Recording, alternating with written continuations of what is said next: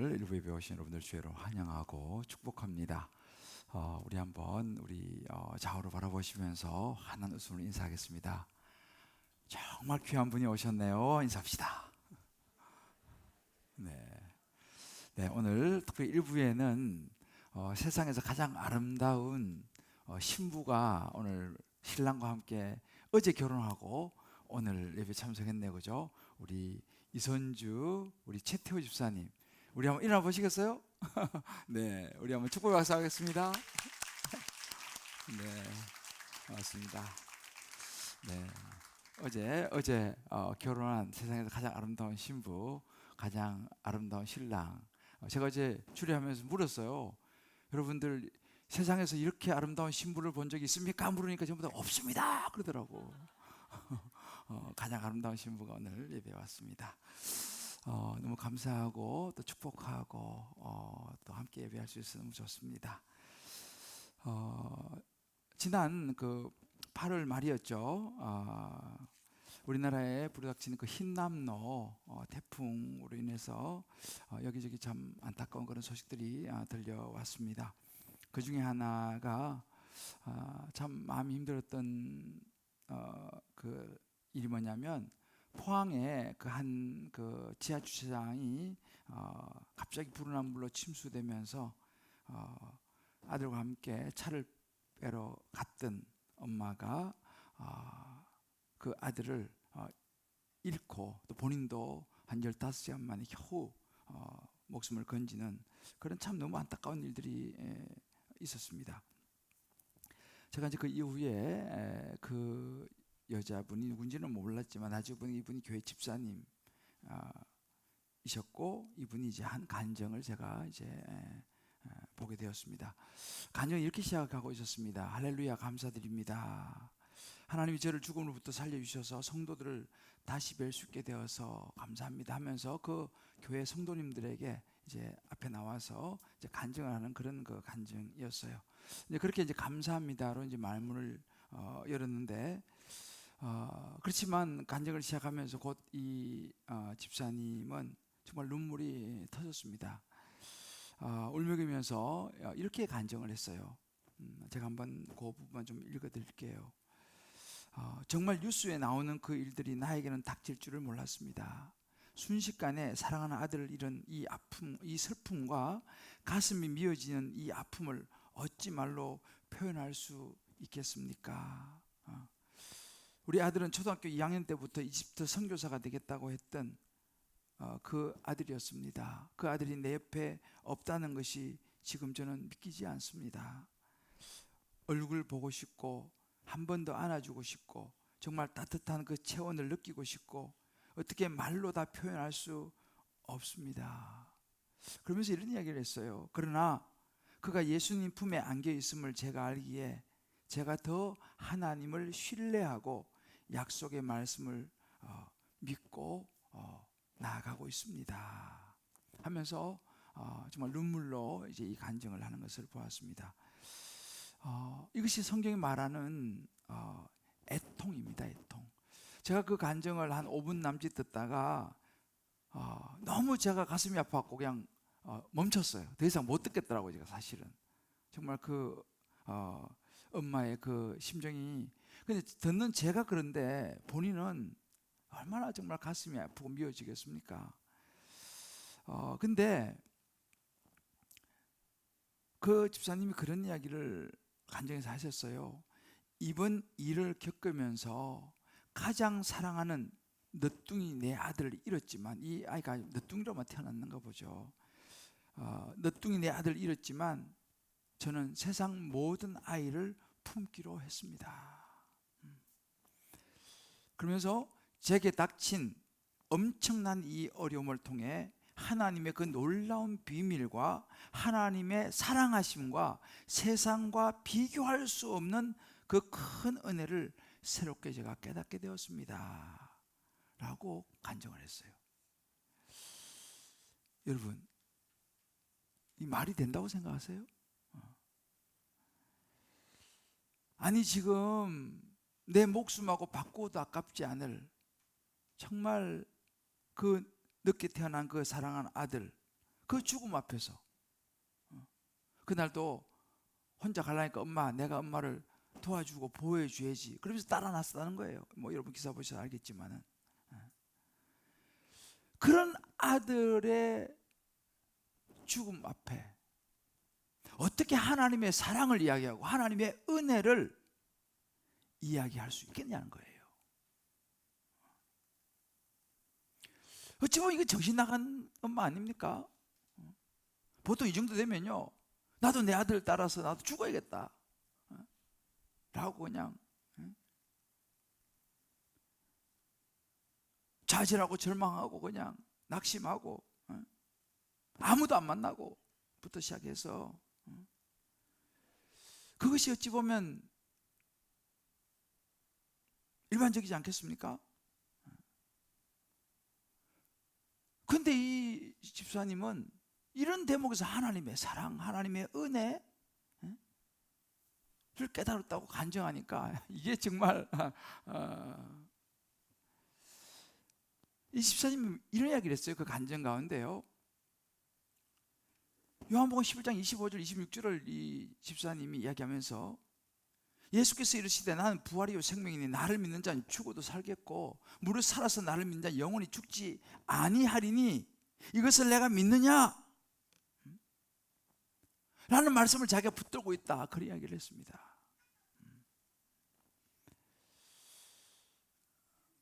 바로 이것입니다. 눈에 보이지 않는 천국이죠. 자기 아들이 천국 간지 어떻게 합니까? 그죠? 그러나 눈에 보이지 않는 이 천국을 보면서 하나님의 위로를 받는 이 애통의 이 복을 누리는 모습을 이 집사님이 그대로 보여주고 있어요. 여러분, 이것이 하늘 가치관이에요. 우리가 이번 주제가 하늘 가치관으로 살아가기, 이게 하늘 가치관입니다. 예수께서 말씀하셨죠. 마태복음 5장 4절에 애통하는 자는 복이 있나니, 애통하는 자는 복이 있나니 그들이 하나님의 위로를 받을 것이며, 예수께서 말씀하시는 이 애통, 이 헬러 펜테오라고 하는 단어인데, 이 애통은요, 이렇게 세상을 살아가다가 만나는 다양한 인생의 깊은 아픔, 슬픔을 의미합니다. 생각지도 못했던 이런 깊은 아픔을 만날 때 그 속에서 하나님의 진정한 위로를 경험하게 되는 이 애통의 복을 이야기하고 있습니다.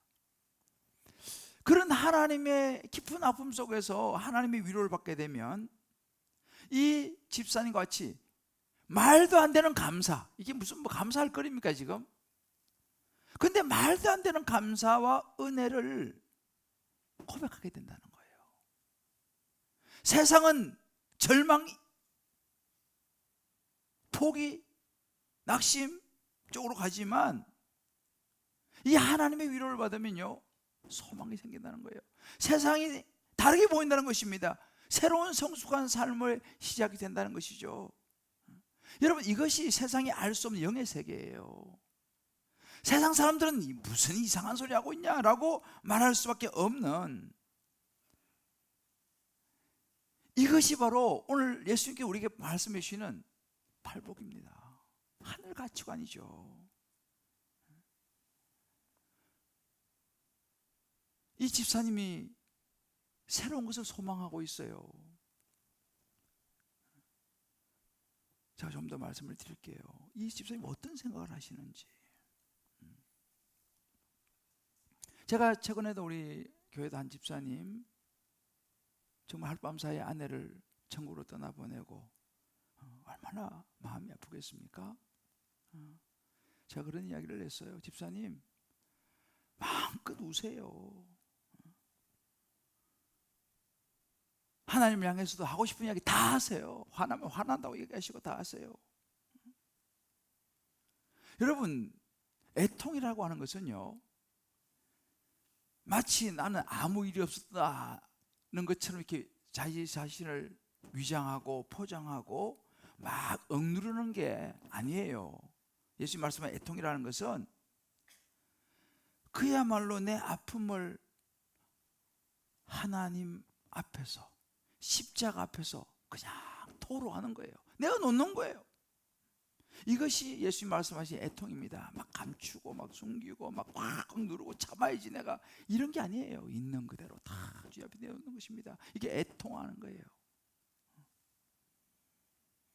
여러분, 애통과 고난의 대명사 중에 한 사람은요, 우리 성경 보면 여러분 생각나는 사람이 누군가요? 그렇죠, 욥입니다. 욥은 당시 동방의 최고의 부자였어요. 그리고 자녀도 열이나 있었어요. 아주 다복하게 참 오손도손 잘 살았습니다. 그러다 어느 날 욥은 하루아침에 10명의 자녀가 다 죽어버렸어요. 그 많던 동방의 최고의 부자, 모든 재산이 하루아침에 가축, 동물 싹 다 죽었습니다. 건강도 잃었습니다. 완전히 잃어버렸습니다. 더군다나 아내로부터 버림을 받았어요. 아내가 그러는 거예요. 이래도 당신 살 수 있냐? 하나님 욕하고 죽으시오. 부인이 그렇게 얘기했습니다. 얼마나 그 마음이 참 힘들겠어요. 하루아침에 10명 되는 자식도 다 죽어버리고. 아마 욥은 참 많은 애통의 시간을 보내고 있는 것을 우리가 욥기를 보면 알 수 있어요. 그런데요, 욥이 그 애통의 시간을 보내면서 유명한 고백을 합니다. 욥기 42장 5절을 보면 이렇게 말합니다.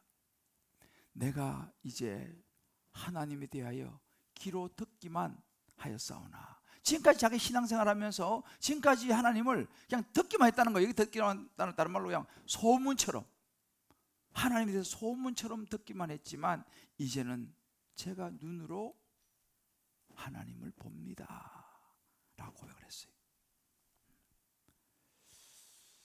이 고통과 이 애통 가운데 욥은 드디어 하나님을요, 멀리 계신 하나님, 막연한 소문처럼 들리는 하나님이 아니라 정말 가까이 계시는 하나님으로 느낄 수 있었고 보게 되었다라는 고백입니다. 그리고 이제 그 이후에 욥기의 마지막을 여러분 잘 아시죠? 하나님은 다 회복시키세요. 다시 자녀도 주시고 가정도 회복되고 모든 재산도 다 회복되어지는 그런, 하나님께서 그 모든 애통을 받으시고 다 공백을 완전히 메꿔 주시는 장면이 나옵니다. 오늘 집에 가셔가지고 욥기서 42장을 한번 쫙 결론 부분만이라도 한번 읽어보세요. 1장하고 마지막 장 42장 다 읽으시면 욥기 끝나는 거예요. 근데 여러분, 우리가 모든 사람이 이렇게 애통의 시간에 하나님을 찾는 건 아니에요. 세상에 많은 사람들은, 이 하늘 가치관이 없는 사람들은요, 그런 고통 앞에서 고통스러워하면서, 환경을 탓하면서, 다른 사람을 탓하면서, 주변 사람을 탓하며, 때로는 부모를 탓하고, 때로는 아내를, 때로는 남편을, 때로는 자식을 탓하면서, 원망하면서, 나처럼 이렇게 고생스럽게 산 사람이 누가 있어? 누가 나만큼 이렇게 고통스럽고 아파봤어? 하면서 원망하면서, 내가 당신에게 어떻게 했는데 원망하면서, 이런 사람은 하나님의 위로를 경험할 수가 없습니다.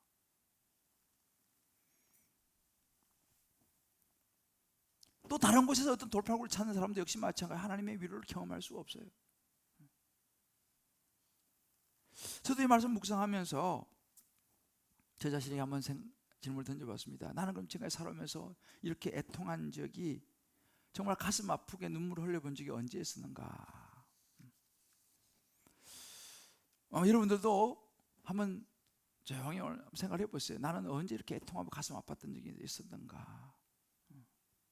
뭐 늘 제가 자주 말씀드리지만은 제 인생 가장 큰 사건이 뭐냐면 대학을 떨어졌을 때였어요. 대학 떨어지고 재수하면서 참 전 개인적으로 굉장히 힘들었어요. 인생의 첫 번 실패를 맛보았기 때문에, 뭐 다른 말로 표현이 잘 안 되죠. 너무 힘들고 허전하고 자신 초라해 보기도 하고 해서 찾은 곳이 교회였어요. 교회 지하실, 교회 지하 기도실이었습니다.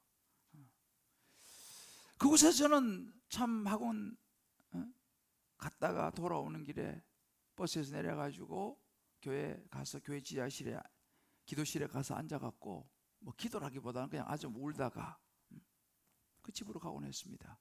돌아보면 참 그때가 참 제게 인생에 애통했던 그런 시간들이었으며, 근데 더 애통한 것은 뭐냐면 그렇게 열심히 나름대로 공부를 해도 모의고사 치면 점수가 안 나온다는 거예요. 이럴 때 더 애통이 나오는 거예요. 더 애통이 나와요. 그때 참 힘들었습니다. 그런데 그런 애통함 속에서 내가 너무 힘들어하니까 하나님 나를 위로해 주시려고 표적을 보여주셨어요. 그게 제가 혼자 기도하는 중에 하나님께서 제게 방언을 주셨어요. 처음에는 제가 굉장히 놀라기도 했지만 제가 알았습니다. 하나님께서 내가 너무 애통해하고 힘들어하니까 제게 방언을 주시면서 내가 너를 사랑한다 라고 위로를 주시는 것을 제가 느끼게 됐어요. 하나님 나를 사랑하시는구나, 내가 혼자가 아니구나. 그때 제가 경험했던 그 하나님이 지금도 앞으로도 얼마나 제 인생에 큰 위로가 되는지 몰라요. 정말 그 애통했던 그 마음, 그 시간 속에 주셨던 하나님의 위로였죠. 그때 제가 하나님하고 깊이 사랑을 하게 됐어요. 사실은 환경은 힘들고 어려웠지만 하나님과 깊이 사랑하게 되고 그 제수하면서, 그래서 사실은 그때부터 참 하나님의 사랑이 지금까지 계속 저를 붙들고 있습니다. 그제 수능을 쳤어요. 아마 뭐 점수가 잘 나온 자녀도 있을 것이고 또 그 개 중에는 점수가 영 안 나오고 실망하는 그런 자녀도 있으리라 생각합니다. 저는 뭐 그 마음을 조금은 제가 알아요. 저도 그랬기 때문에. 저도 나름대로 열심히 했지만 이 하루아침에 되는 게 아니더라고요.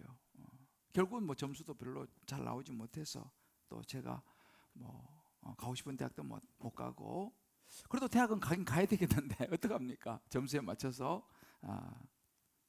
갔죠. 그리고 바로 저는 군대를 이제 가게 되고, 하여튼 그러나 지금 돌아보면요, 그 애통했던 그 시간들이 제 인생에 큰 보약이 되었어요. 그리고 정말 하나님의 위로를 제가 너무 많이 받았고, 그런 과정 속에서 하나님이 제 인생을 바꾸셨어요. 제 인생의 진로도 바꾸고 제 생각도 바꾸고 제 삶의 스타일도 바꿨습니다. 저는 이런 그 위로, 하나님의 위로를 통해서 또 이런 애통을 통해서 하나님의 위로를 받은 그런 경우가 참 많았어요. 돌아보면요, 결혼하고 나서도 처음에 이제 뭐 이런저런 상황 속에서 몇 년 동안 아이가 없었어요. 그러니까 정말 아이를 갖고 싶더라고요. 그래서 그렇지만 뭐 어떻게 되는, 내 힘으로 되는 건 아니고, 그래서 참 많이 눈물을 흘렸던 그런 시절들이 있었어요. 몇 년 동안. 하루는 제가 지금도 기억나는데 너무너무 이 마음 힘들고 아프니까 집에서 울기 시작했어요, 제가. 그런데 이 처음에는 그냥 조용히 우는데 이게 점점 커지는 거예요. 내가 이 컨트롤이 안 되더라고요. 너무 대성통곡이라 할까요? 정말 너무 애통했어요, 제가. 그래가지고 뭐 옆에 있는 영국 사람이 막 무슨 일이냐, 대전 무슨 왜 그러냐 막 달려오고 그랬었는데, 근데 그래도 그때 그 애통의 눈물을 한참 쏟아내고 나니까 마음이 후련하더라니까요. 마음이 후련하고 또 하나님의 그 위로를 경험했죠. 결국 하나님의 위로밖에는 없더라고요, 보니까. 그러면서 또 이제 시간들이 지나고 하나님께서 또 자녀 주시고 그렇게 하셨는데, 이 추수감사절도 마찬가지예요. 이 추수감사절이 되니까 옛날 생각이 나는 거예요. 유학 시절에 뭐 돈이 있습니까? 추수감사절 되고 이렇게 됐는데 너무 궁핍한 거예요. 먹을 것도 없고 뭐 너무너무 가난했어요. 그러니까 이럴 때가 되면 좀 마음이 슬퍼요. 그래서 참 그렇구나. 그래도 하나님의 추수감사절을 내가 감사하고 싶은 거예요. 그럼 내가 뭐 가진 게 있어요. 근데 제가 그때 가지고 있던 내가 은행 잔고도 다 트니까 당시 50파운드, 50파운드. 요즘 지금 한 10만 원 정도. 그래서 그냥 그래, 하나님께 드리자 하고 그냥 50파운드 딱 찾아가지고 하나님께 딱 감사한금을 드렸어요. 근데 기적 같은 일이 났어요. 한 흑인이 우리 집을 찾아와가지고 우리 집 사람한테 봉투를 주고 가더라는 거예요. 누군지도 모르는데 흑인이 우리 집도 놀래가지고 또 똑똑하게 나가니 흑인이어가지고 봉투 딱 주고 가는 거예요. 저는 그때 없었지만은 보니까 50파운드가 들어있는 거예요. 여러분들 별로 안 놀라지만 저는 이걸 통해서 하나님의 위로를 경험한 거예요. 하나님이 우리를 보고 계시고 기억하시는구나.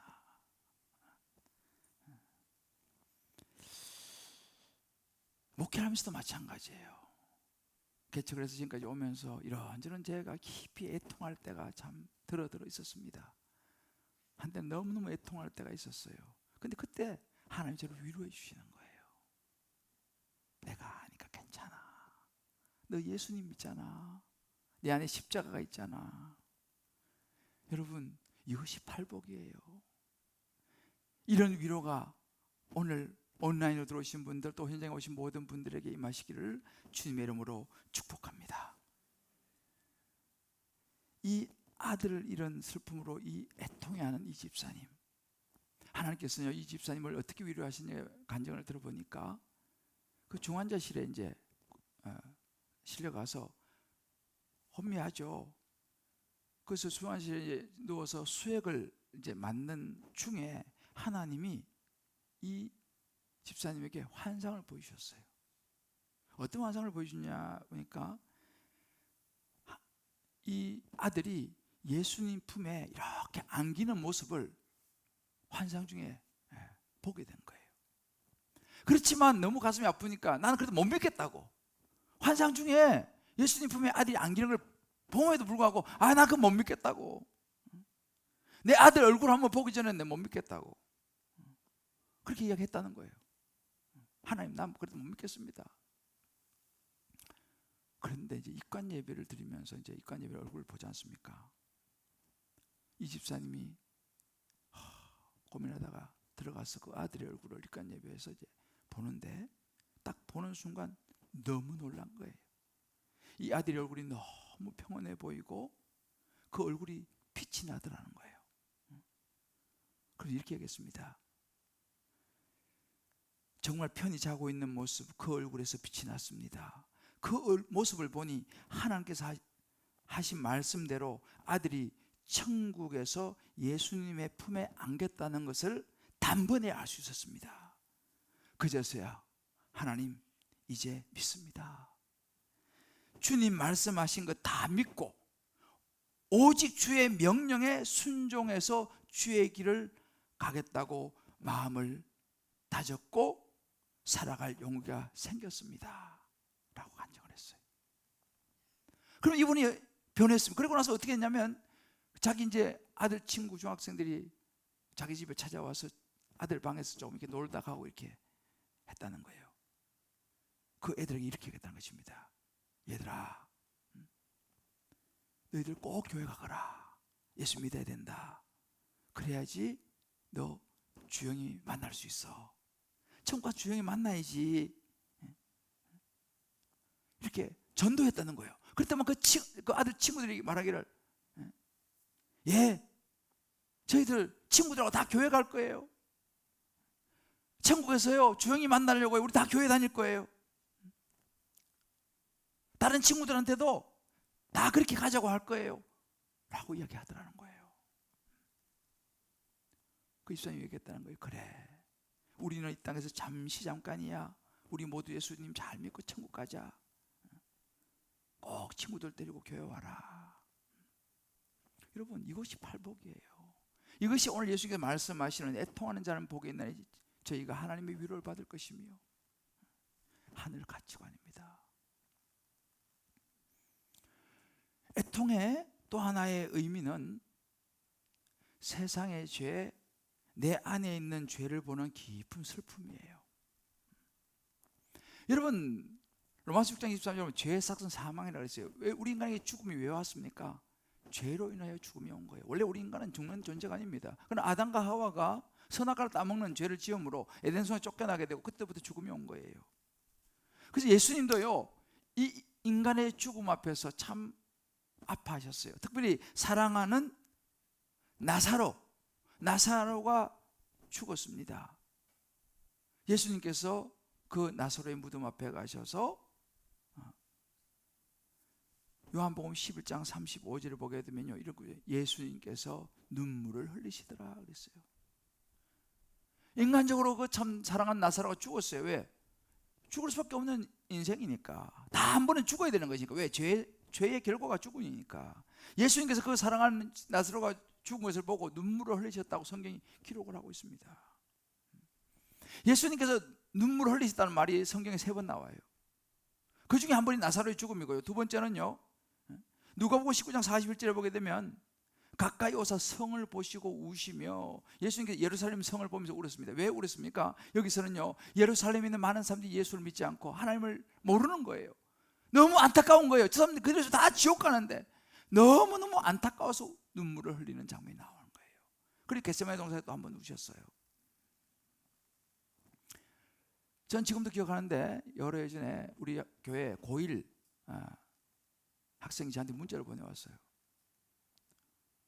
목사님, 너무 아파요. 목사님, 마음이 너무 아파요. 왜? 제가 지은 죄가 자꾸 생각나서요. 저 지옥 가면 어떡해요? 그래서 열심히 기도해요. 잘못했다고요. 그래도 불안해요. 문자가 저한테 왔어요. 여러분, 이게 죄에 대한 애통입니다. 자기 죄를 생각하면은 마음이 너무 아프다는 거예요. 참, 이 순수한 고등학교 1학년 학생 귀하지 않습니까? 뭐 고등학교 1학년이 뭐 죄를 지어서 얼마나 많이 짓겠습니까? 그런데 자기 죄를 생각하면 너무 마음이 아프다는 거예요. 그래서 제가 이야기를 해줬어요. 누구야, 너의 그 감정과 너의 생각을 내려놔라. 하나님의 약속은 예수 믿으면 구원받는 것이다. 구원은 은혜의 선물. 너가 예수 믿기 때문에 예수 믿으면 구원받는 것이지, 너가 저 좀 졌다고 해가지고 뭐 지옥 가고, 그거 아니야. 예수 너 믿지? 예수 믿으면 너 구원받고 천국 가는 거야. 예수님과의 관계를 너 집중해 하고 제가 문자를 보냈던 그런 기억이 있어요. 그 애가 지금 군대가 있어요. 가가지고.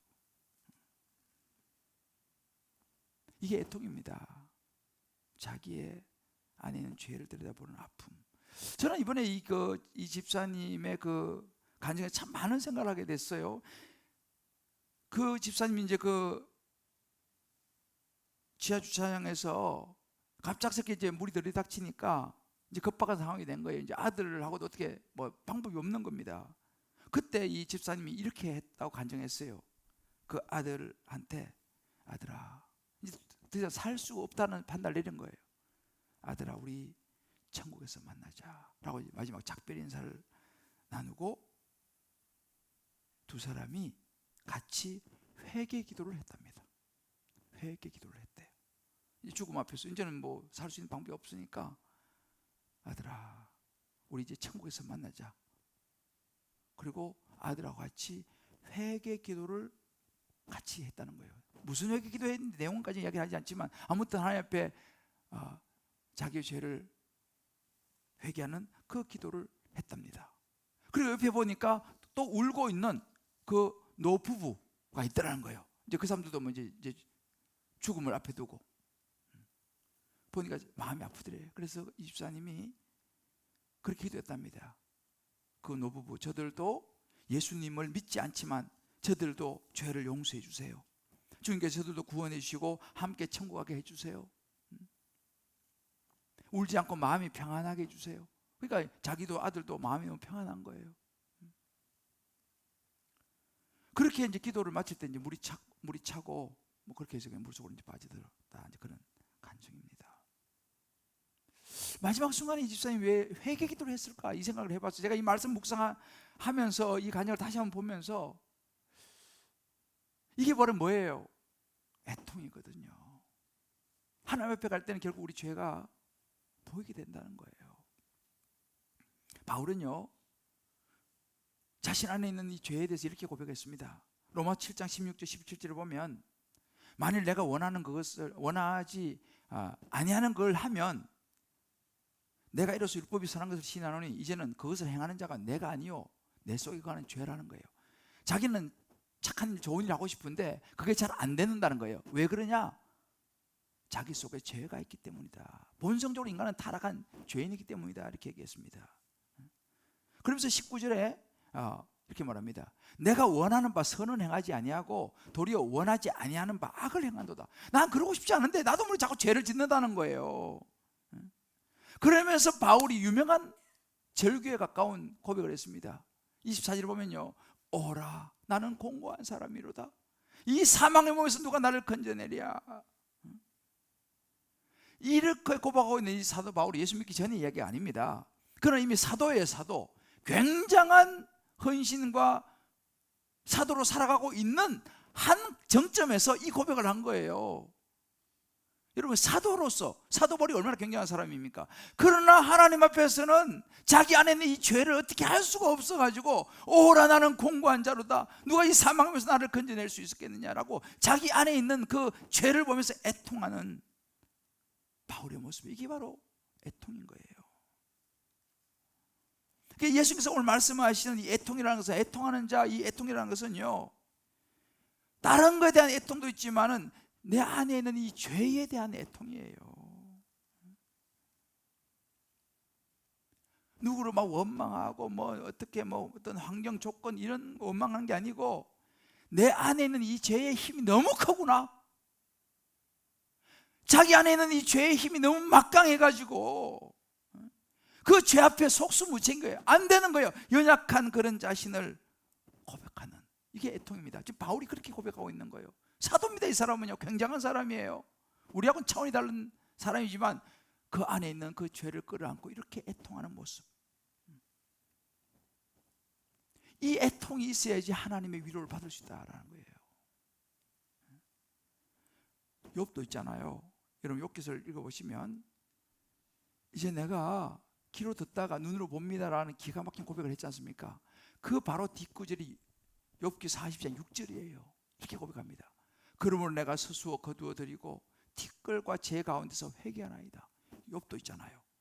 하나님을 이제 보게 되면서 회개를 하게 돼요. 이게요, 놀랍습니다.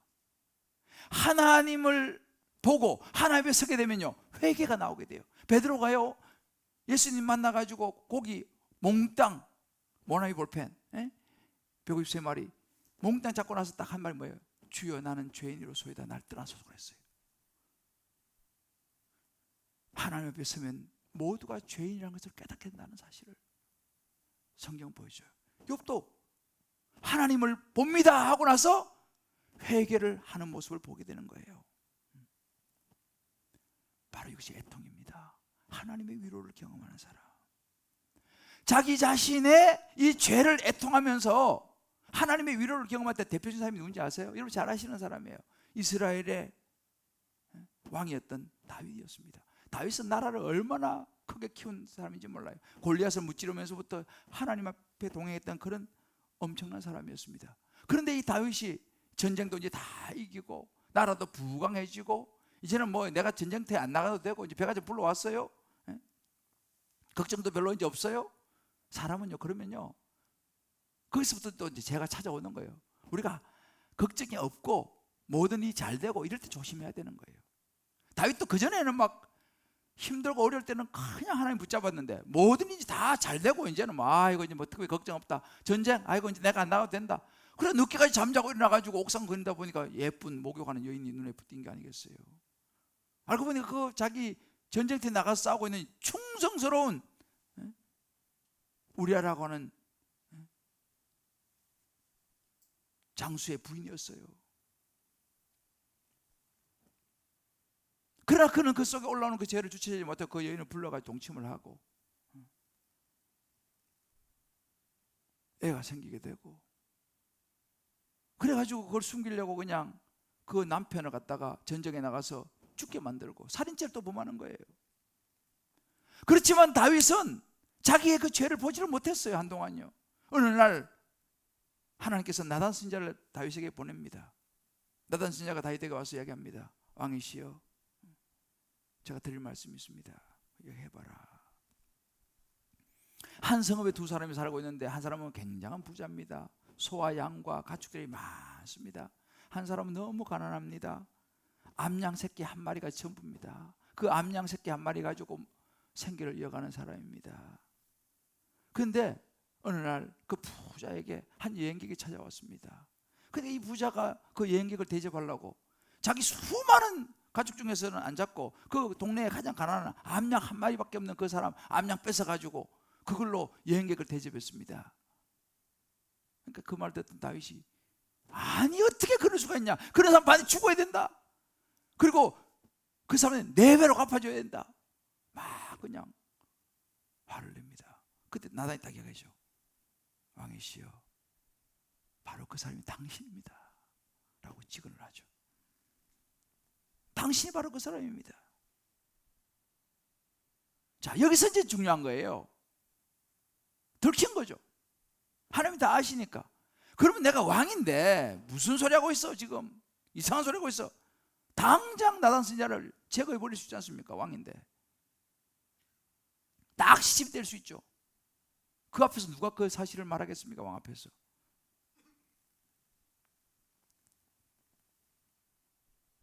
모른 척 무시할 수도 있고 얼마든지. 그런데 다윗은 그러지 않았어요. 그 나단 선지자 앞에 하나님 앞에 무릎을 꿇고 죄를 인정합니다. 제가 잘못했습니다. 애통해야 합니다. 시편 32편 3절에 이렇게 애통했습니다. 내가 입을 열지 아니할 때 종일 신음하여 내 뼈가 쇠하였도다. 그동안 그거를 숨기고 있는 자신이 뼈가 쇠할 만큼 너무 고통스러웠다는 거예요. 자기의 죄가 너무너무 아팠다는 거예요. 이것을 내어놓습니다. 시편 32편 5절에 이것을 내가 이러기를 내 허물을 여호와께 자복하리라, 이제 내가 솔직히 내 죄를 자복하리라 하고 주께 내 죄를 아뢰고 내 죄악을 숨기지 아니하였더니 얼마나 부끄럽습니까? 창피합니까? 내놓았더니 주께서 내 죄악을 사하셨나이다. 하나님의 위로를 경험하는 거예요. 시편 51편 17절에 말합니다. 우리가 참회 기도 할 때 항상 하나님께서 구하시는 제사는 상한 심령이라. 하나님이여 상하고 통회하는 마음을 주께서 멸시하지 아니하시리라. 우리가 참회 기도 때 하는 그 구절이 다윗의 고백입니다. 이게 애통하는 거예요. 자기의 나는 죄가 없어 깨끗해, 이게 아니에요. 그래서 하나님의 위로를 경험하지 못해요. 오히려 하나님, 나는 정말 죄인입니다, 돌아보면 죄밖에 없습니다 라고 자기의 죄 가슴 아파하며 애통하는 사람은 하나님께 죄를 사하여 주시고 하나님의 위로를 받을 수 있다라고 말씀하시는 거예요. 다윗도 바울도 오라 나는 공고한 자로다. 그렇게 자신의 죄를 아프지만 들여다보는 사람이 하나님의 위로를 경험할 수 있다는 사실이에요. 이게 십자가의 은혜입니다. 그래서 로마서 8장 1절에 보게 되면요, 바울이 이렇게 고백합니다. 이렇게 고백하니까 그러므로 이제 그리스도 예수 안에 있는 자에게는 결코 정죄함이 없나니 그리스도 예수 안에 있는 생명의 성령의 법이 죄와 사망의 법에서 나를 해방하였도다. 할렐루야. 하나님의 위로를 경험하는 거예요. 세상은 이런 애통을 싫어해요. 자기 죄를 보는 거 싫어해요. 그래서 일부러요 그런 생각을 하면요 그냥 재밌는 거, 뭐 코미디, 뭐 재밌는 거 그냥 잊어버리려고 그냥 나가서 골프 치고 뭐, 왜? 그런 생각하면 자꾸 자기 죄가 생각하기가 힘드니까 세상은 자꾸만 잊어버리려고 해요. 잊어버리려고 해요. 안 울려고 그래요. 눈물 나는 거 싫어해요. 그냥 재밌는 거 즐거운 거예요. 잊어버리고 한 잔 마시고 잊어버리자 그냥. 그러다가 여러분 위로가 됩니까? 그 순간뿐인 거예요. 예수님께서 말씀하시는 거예요. 진정한 하나님의 위로는 내 죄를 보고 있는 그대로 자신을 들여다보면서 눈물을 흘릴 때 하나님의 위로가 온다. 할렐루야. 그래서 바클레이라고 하는 학자는 이렇게 얘기했어요. 애통을 숨길 수 없을 정도로 심한, 주체할 수 없을 정도로 눈물을 흘리게 하는 슬픔, 죄에 대한 슬픔을 이야기했어요. 토마스 와신이라는 분이 이렇게 얘기했습니다. 우리의 눈물은 하나님의 마음을 녹인다. 이게 애통의 눈물이에요. 사랑하는 성도 여러분, 깊은 깊은 눈물을 흘리지 않고 하나님을 만난 사람은 없어요. 내 안에 있는 힘들지만 죄를 보지 않고는 하나님을 깊이 만날 수가 없습니다.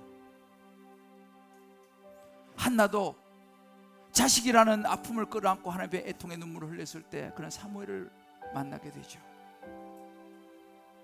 우시야 왕이 죽었을 때 이사야가 눈물로 흘리며 주님 앞에 나아가면서 그는 사명을 받습니다. 추수감사절이에요. 아마 여러분들이 추수감사절이 되고 나면 아이고 나는 특별히 감사할 거 생각도 안 나고, 아이고 감사할 거 없습니다. 오히려 하나님 그런 분이 계실지 모르겠어요. 여러분 기억하세요. 그때가 감사해야 될 때인 거예요. 저는요 우리 교회에서 목회하면서 최고의 감사의 한 분을 기억합니다. 우리 교회 한 집사님 이야기예요. 벌써 이제 수년 전의 이야기죠. 우리 집사님이 제과점을 했어요. 제과점, 빵집, 빵을 굽고 이렇게 제과점을 했는데 결론을 망했습니다. 얼마나 시험 들었겠어요. 열심히 기도하면서 막 이렇게 하는데 빵집이 하여튼 제과점이 망했어요. 어떡합니까? 이제 가게를 처분을 해야 되는데, 여러분 알다시피 아무리 비싼 기계를 사도 처분하려면 완전 헐값이잖아요. 그래도 어떻게 방법이 없어서 결국은 몽땅 처분하게 됐어요. 헐값에. 그런데 그 처분한 그 돈을 지금도 난 기억을 해요. 몽땅 하나님 앞에 감사금을 드렸어요. 내 기억 그때 700만 원이었어. 하도 내가 인상 기뻤기 때문에 기억을 해요. 여러분 이해가 가세요? 지금 제가 저마다 망해가지고 애통이 되는데, 지금 그것도 예수도 나름대로 잘 믿는 분이에요. 안 믿는 분이 아니에요.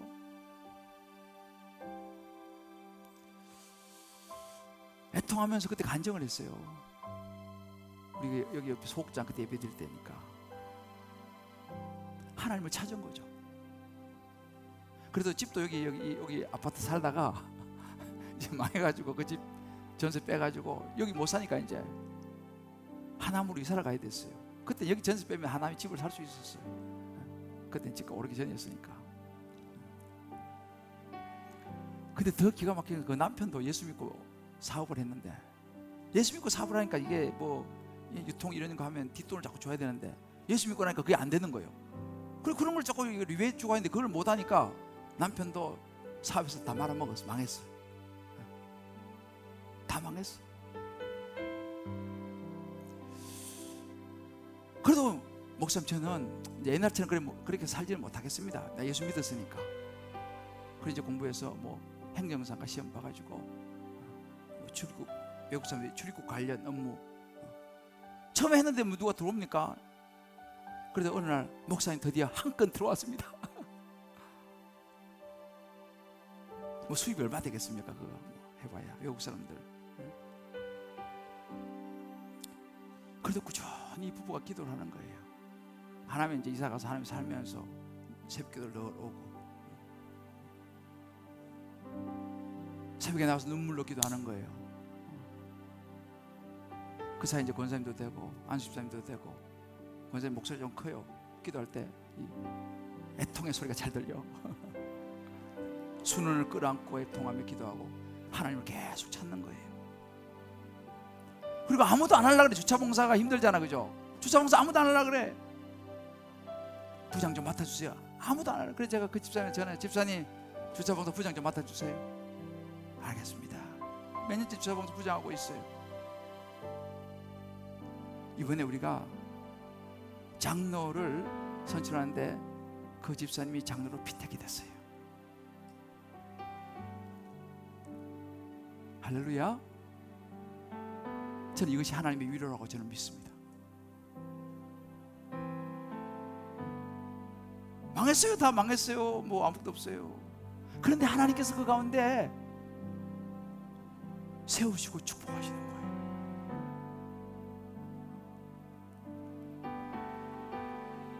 이게 하늘 가치관이에요. 나는 이번에 그 피택되는 걸 보면서 굉장히 마음이 너무너무 좋았어요. 역시 우리 하나님은 다 보고 계시는구나. 저런 분이 장로가 되는구나. 세상적으로 여러분 감사할 것이 없으면 감사할 수 있는 저와 여러분 되시기를 주의 이름으로 축복합니다. 그게 진정한 감사와 믿음인 것입니다. 우리 시간 손 내밀어 주를 만져라. 주 지나신다. 우리 찬양이 아주 단순하지만 우리 찬양 같이 부르면서요, 우리 삶에 이런저런 삶의 애통이 있다면, 때로 내 안에 있는 이 죄에 대한 애통이 있다면 이 시간 주 앞에 나와 기도하면 주님의 위로가 임할 줄을 믿습니다. 여러분의 모든 삶 가운데, 가정과 자녀와 직장과 사업 가운데 하나님의 위로가 임할 줄 믿습니다. 이것이 최고예요. 이게 진짜 예수 믿는 거예요. 세상적으로 뭐 돈 잘 벌고 뭐 성공하고 뭐 그런 것도 주죠. 그거는 잠시입니다. 여러분 기억나세요? 바람을 잡는 것 같아요. 진짜는 하나님 안에서 위로를 받으면서 영원한 천국을 소망하며 살아가는 거예요. 할렐루야. 손 내밀어 주를 만져. 오늘 말씀 생각하면서 같이 불러봅시다. 손 내밀어 주를 만져라. 주 지나신다. 너의 애타는 외침을 주님 들으십니다. 주님 들으시리. 주님 너의 모든 것을 채워주시리. 손 내밀어 주를 손 내밀어 주를 만져라. 주 지나시.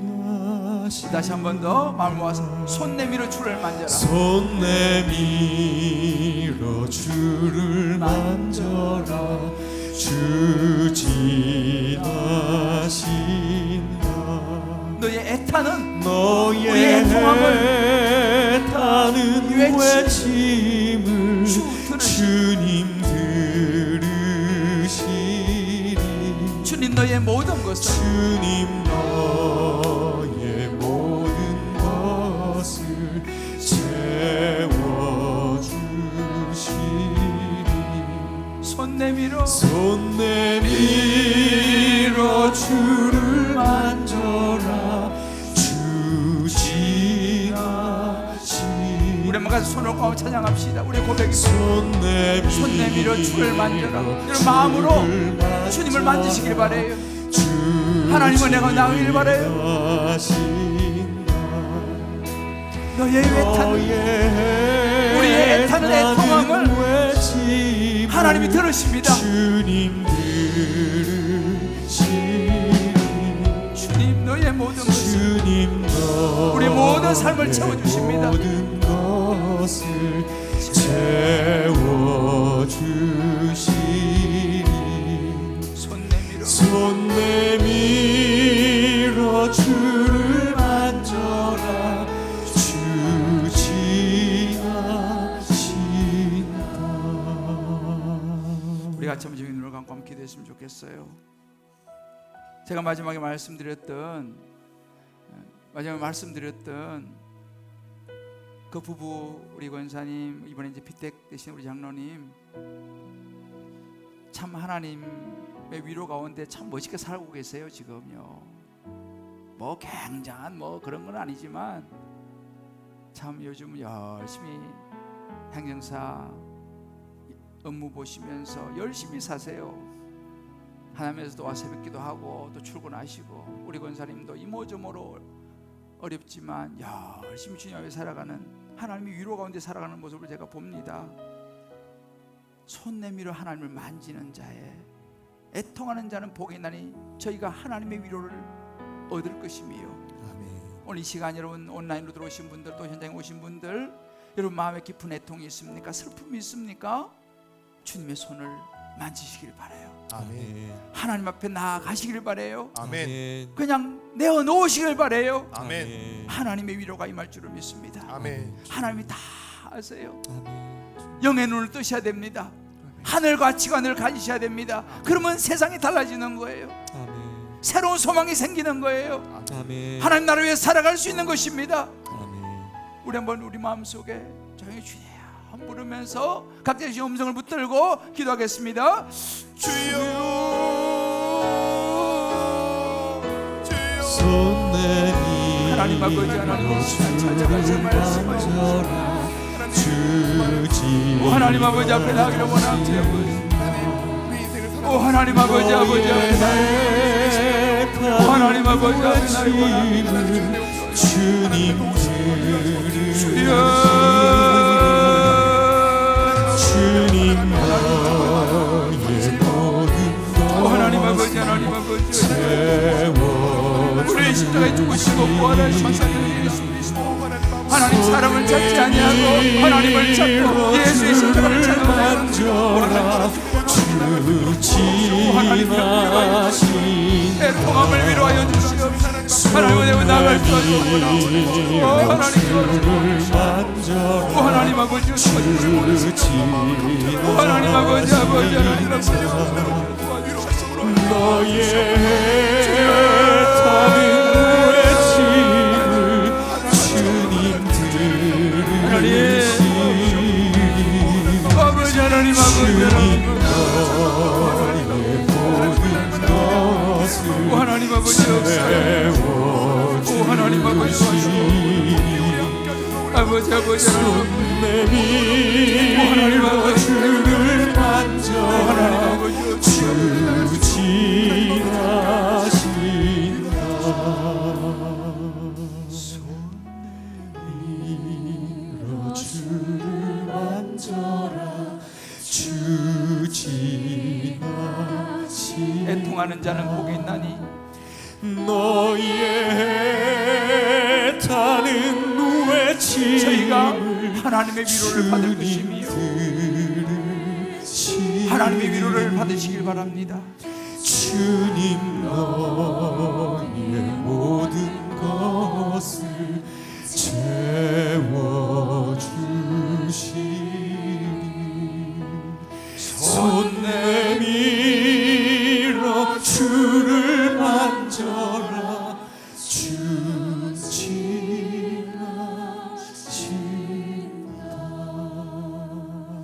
하나님 아버지 여기 애통하는 분이 있습니다.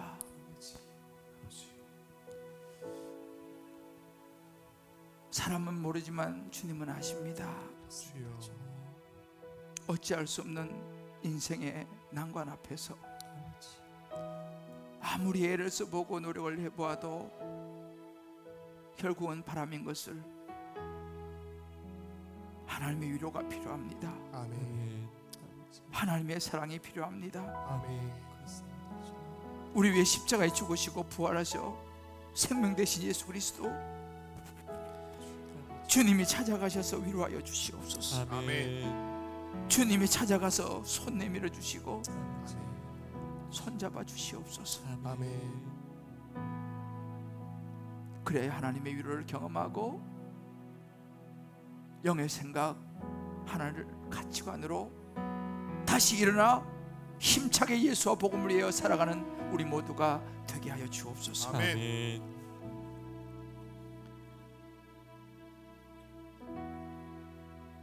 예수님의 이름으로 기도합니다. 아멘.